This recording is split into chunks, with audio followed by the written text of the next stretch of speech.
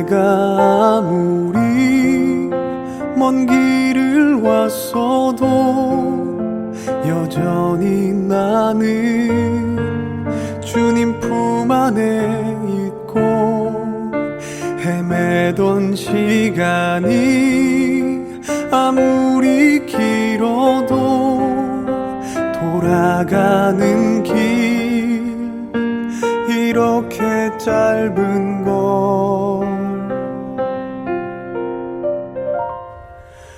그 품 안에 살리,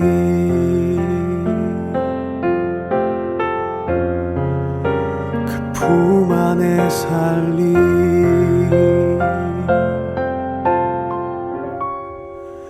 그 품 안에 살리.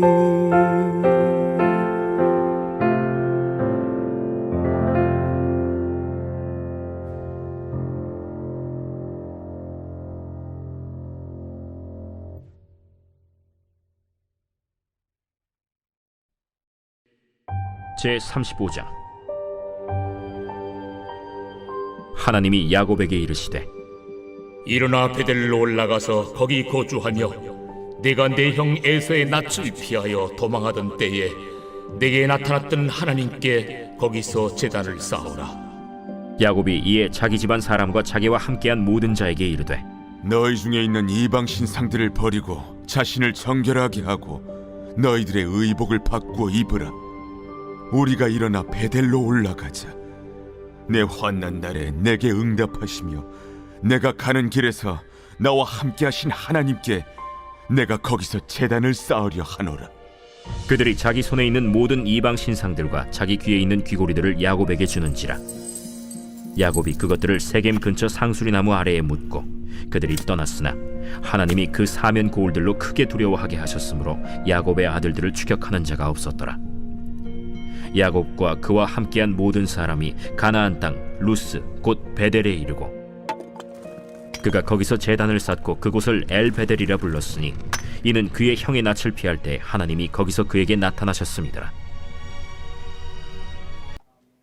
얼마 전에 한참 뉴스에 나왔던 기사 중에 이 미국이란 나라가 우방국들을 도청했다는 기사가 있었어요. 아마 들어보신 적이 있을 거예요. 그래서 난리가 났었죠. 어떻게 우방국들을 도청하느냐. 도청은 불법이니까요.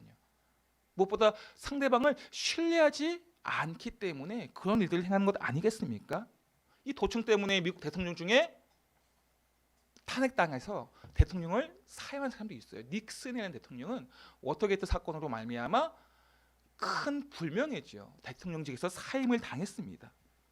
그러나 이 닉슨이라는 대통령이 대통령이 사임한 후에 시골 촌 동네에 가서 자원봉사를 하게 됩니다. 그리고 그 자원봉사가 조금 더 규모가 커지면서 나중에는 평화사절단이 돼요. 전쟁이 일어나는 그 곳에 가서 중재를 하는 거예요. 그러한 평화사절단으로서 이제 그분이 죽은 후에 뉴욕타임즈에서 이런 평가를 합니다. 후반전이 아름다웠던 진정한 미국인, 이런 평가를 했습니다.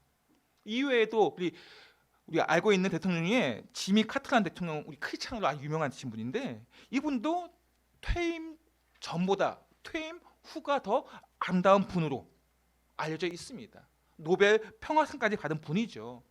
많은 지도자의 롤 모델로 속하기도 하고요.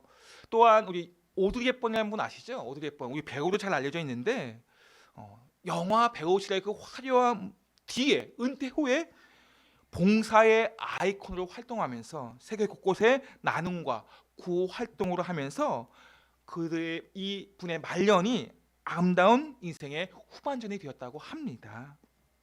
오늘 우리가 함께 본 야곱도 그 후반전이 아름다운 사람이라고 말할 수 있겠습니다.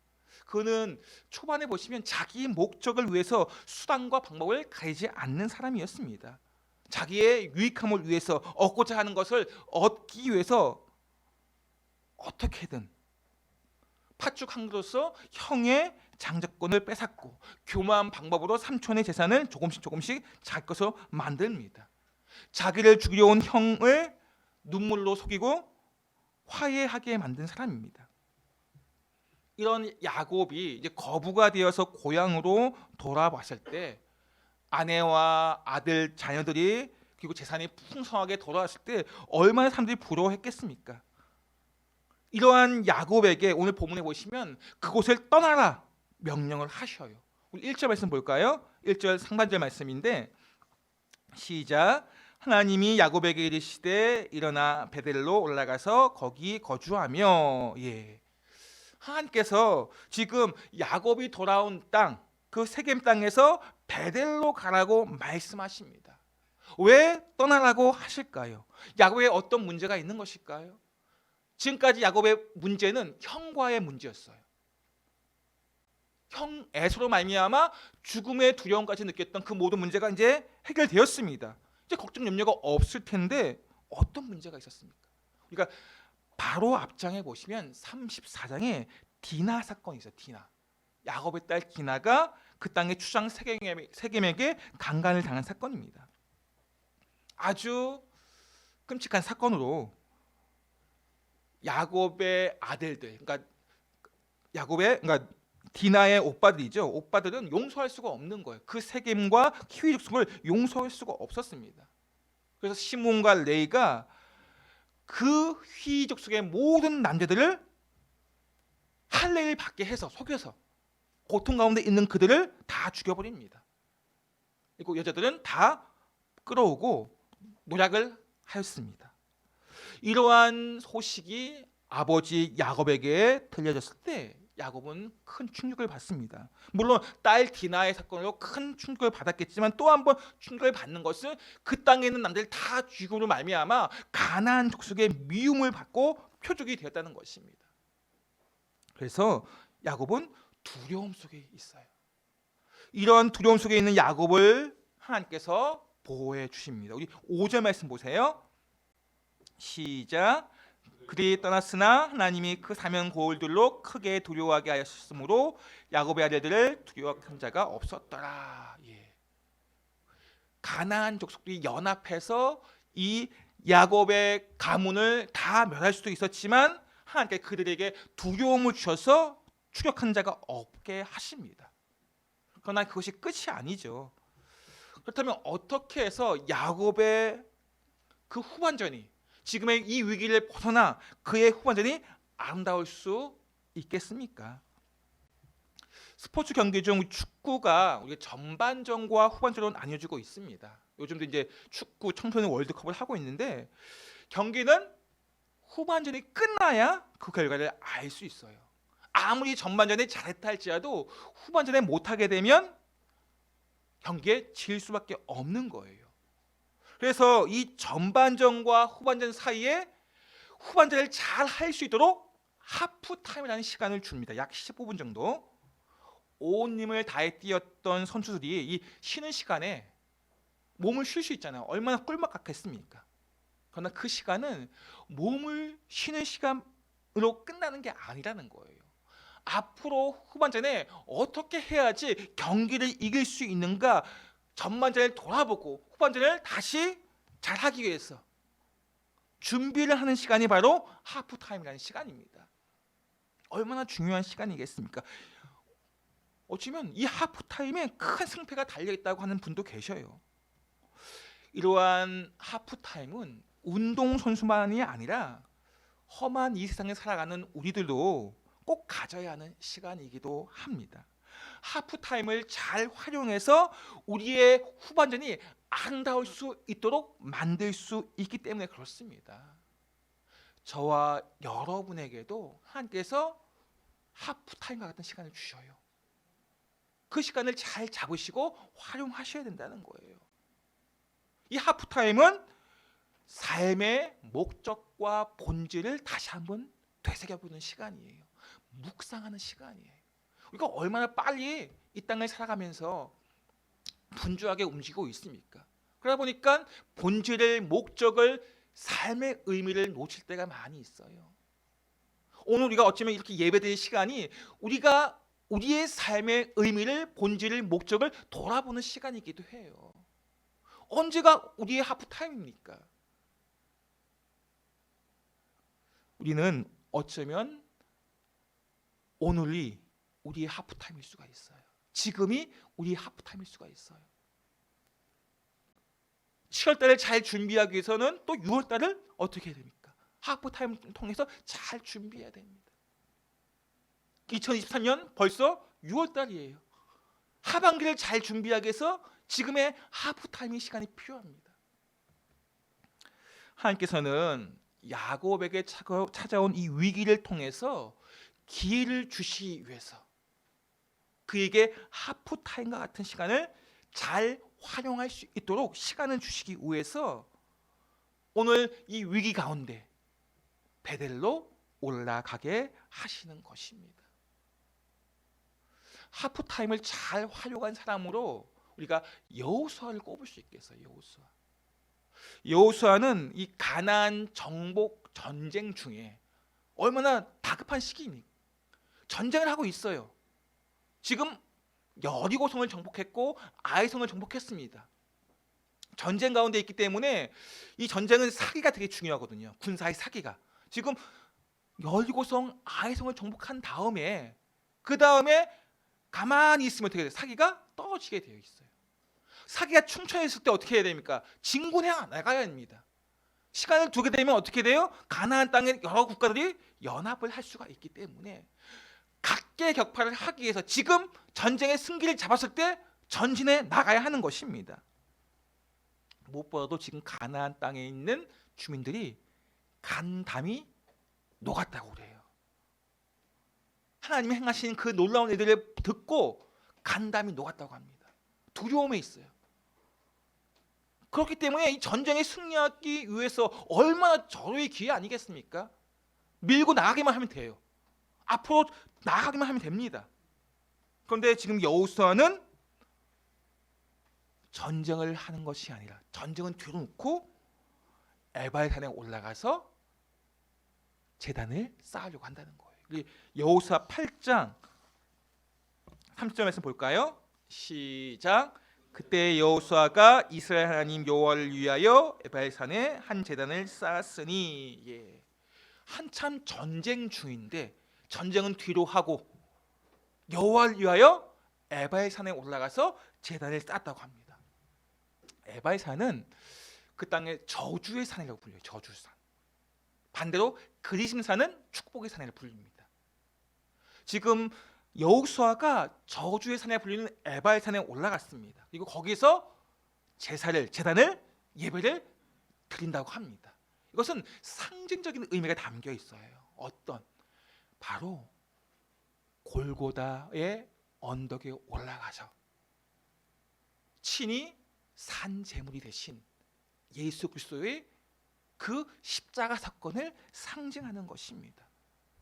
저주의 산, 그런 골고다 언덕이지만 사망 권세를 깨뜨리신 예수님께서 그 십자가 위에서 돌아가신 말미암아 사망 권세를 깨뜨리시고 하나님과 화목케 하는, 사망에서 생명으로 옮겨진 이 사건을 의미하는 것이 바로 복음, 예수 그리스도의 십자가 사건, 오늘 여호와를 위하여 에발산에 제단을 쌓게 한 이 사건이 그런 상징적인 의미를 담고 있다는 것입니다.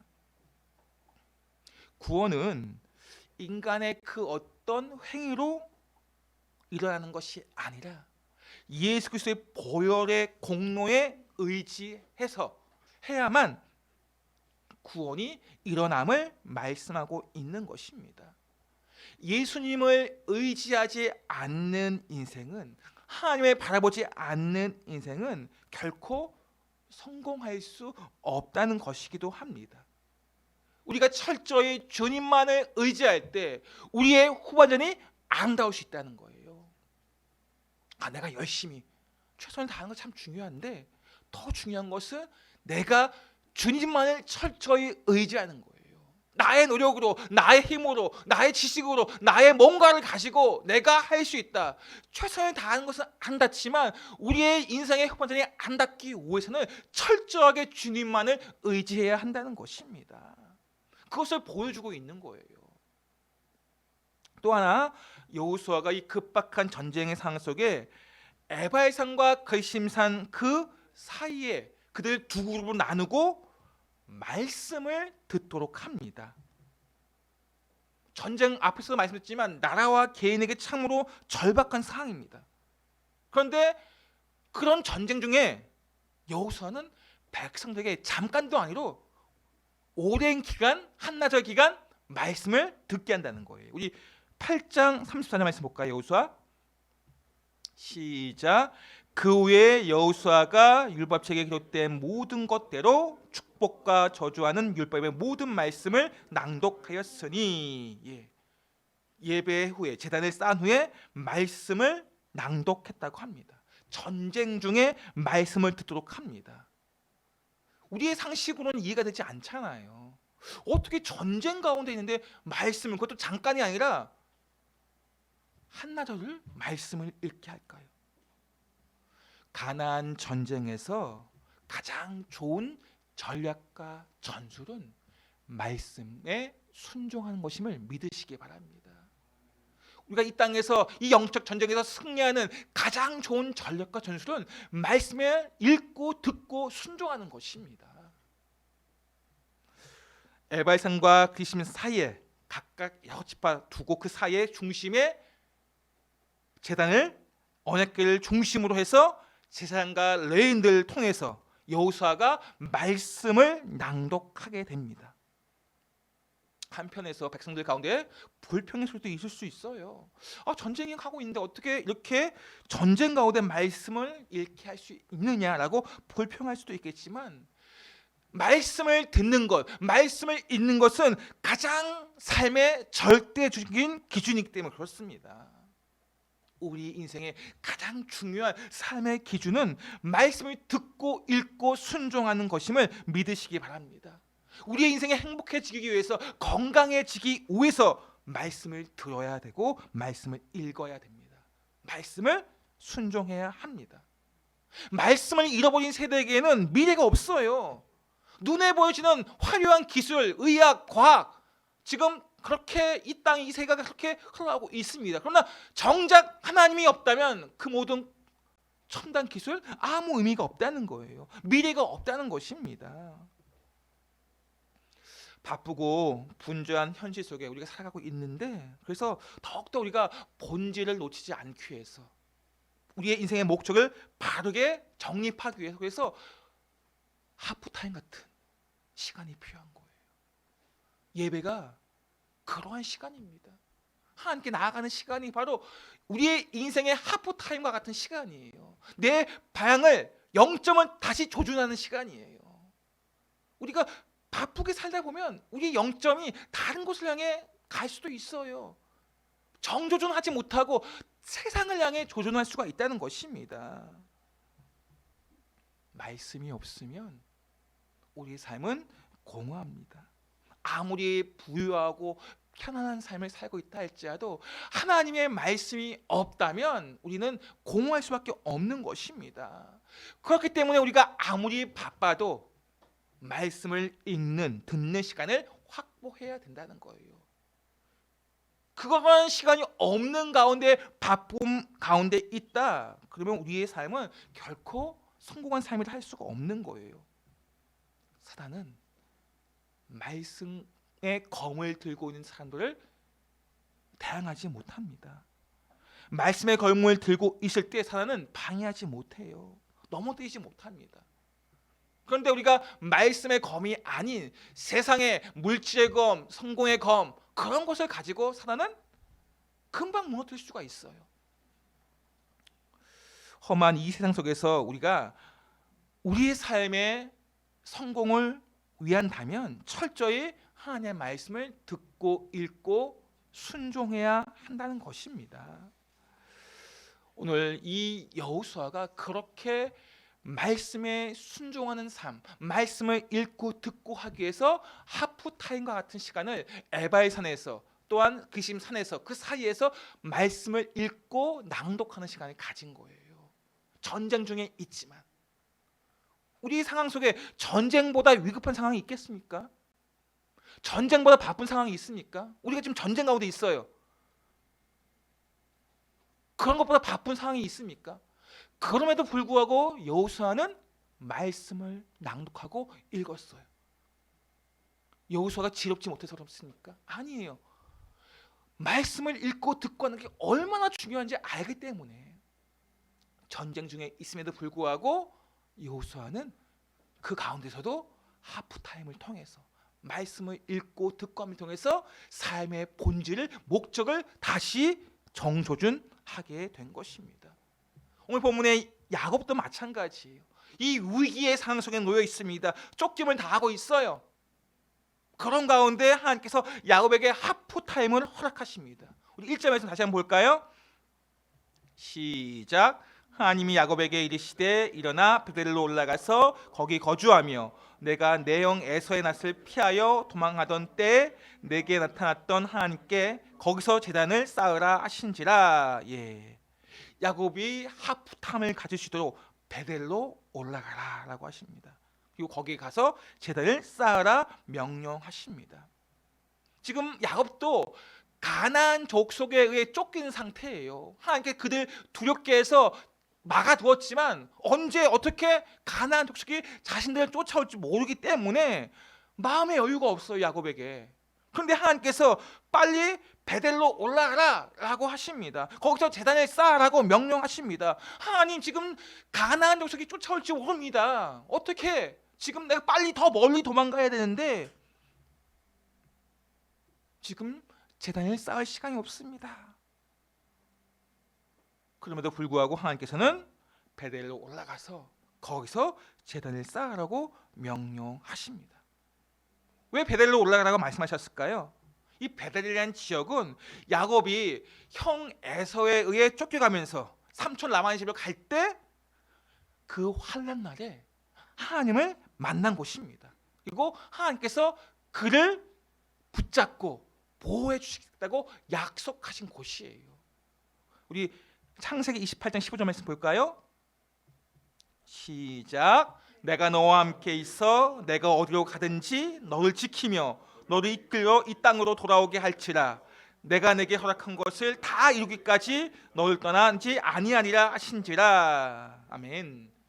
환난 날에 함께 하신 하나님께서 지금 야곱을 지키고 보호하고 다시 돌아오게 할 거다라고 약속하셨습니다. 그 약속대로 야곱은 다시 돌아왔어요, 고향으로. 이렇게 야곱 하나님의 약속을 들었을 때 야곱도 하나님께 약속을 합니다. 우리 말씀 28장 20절 말씀 볼까요? 시작.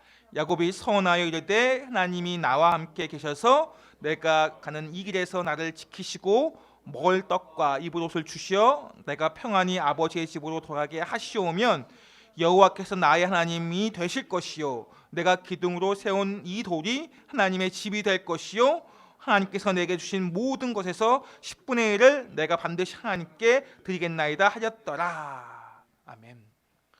야곱이 하나님께서 나를 지키시고 보호하시고 다시 고향 땅으로 돌아오게 하시면 내가 하나님의 전을 짓고 11조를 드리겠습니다 라고 약속했습니다.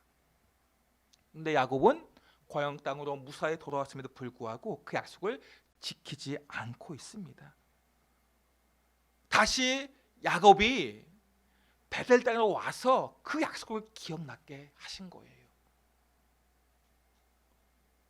우리의 인생의 후반전이 안 닿기 위해서는 약속을 기억하셔야 돼요. 하나님의 약속을 기억하셔야 된다는 것입니다.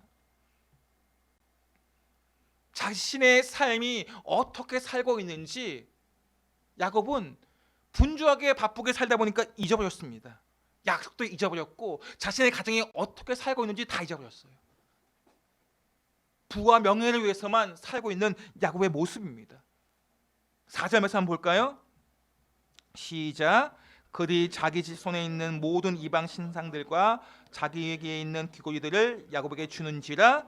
야곱이 그것들을 세겜 근처 상수리 나무 아래에 묻고. 지금 야곱의 가정이 우상 숭배하고 있다는 거예요. 지금 모든 이방 신사를 다 가져가고 있어요. 지금 야곱에게.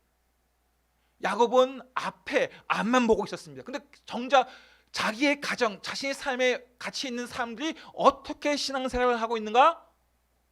몰랐다는 거예요. 하나님께서 베델로 올라가게 하시고 약속을 기억하게 하시면서 이제 자신을 돌아보게 하신 것입니다. 그리고 이방 신상을 섬기고 있는 가족들에게 다 가져오라 합니다.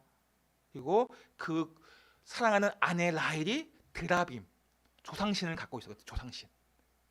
그런 것을 다 가져오게 합니다. 그리고 상술이 남의 안에 묻어버리게 합니다. 약속을 기억하게 하시고 그 약속을 이루게 하신다는 거예요. 하나님의 약속의 말씀을 잊어버리면, 여호수아도 말씀드렸지만 여호수아나 야곱이나 똑같이 우리에게 강조하시는 것, 다음 세대에게 소망이 있기 위해서는 그들이 말씀을 기억해야 돼요.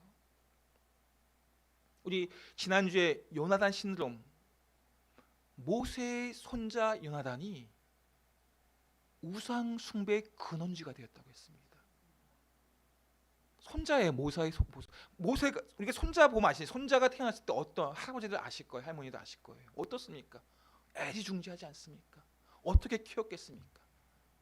그런 귀한 손자가 지금 우상 숭배를 한다는 거예요.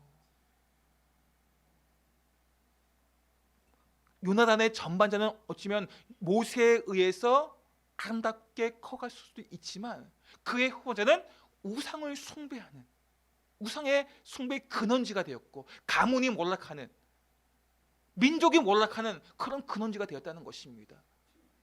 그래서 북이스라엘이 멸망당하는 그런 근원지가 되었다는 거예요. 말씀을 기억하지 못하는 다음 세대, 말씀이 없는 다음 세대는 미래가 없어요. 소망이 없습니다. 그래서 야곱을 통해서, 여호수아를 통해서 말씀을 기억하고 그 약속을 붙잡으라고 우리에게 명령하시는 것입니다. 말씀을 붙잡는 사람들에게 미래가 있음을 믿으시기 바랍니다. 지금 나의 상황이 중요한 게 아니에요. 내가 어떤 상황, 어떤 환경에 있든지 간에 내가 말씀을 끝까지 붙잡고 있으면 우리의 미래는 소망이 가득한 미래가 되는 것입니다.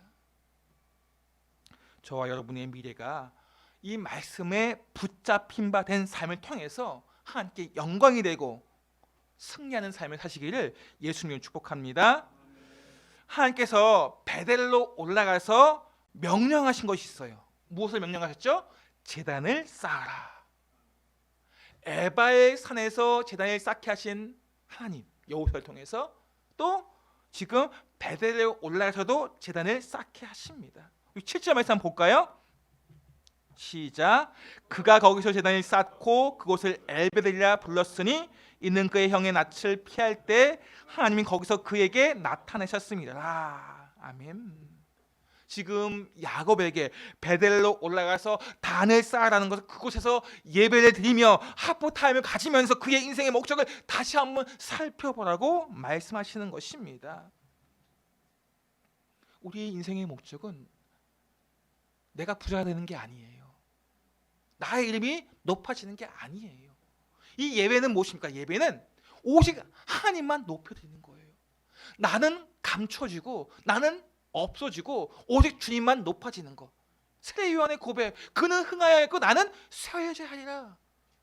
이게 바로 하프타임을 통해서 다시 한번 인생의 목적을 돌아보게 하는 하나님의 음성을 듣는 자예요. 우리도 이런 하프타임의 시간을 통해서 하나님의 음성을 들으셔야 돼요. 나의 삶의 목적이 무엇이었는가 다시 한번 돌아보시기 바랍니다.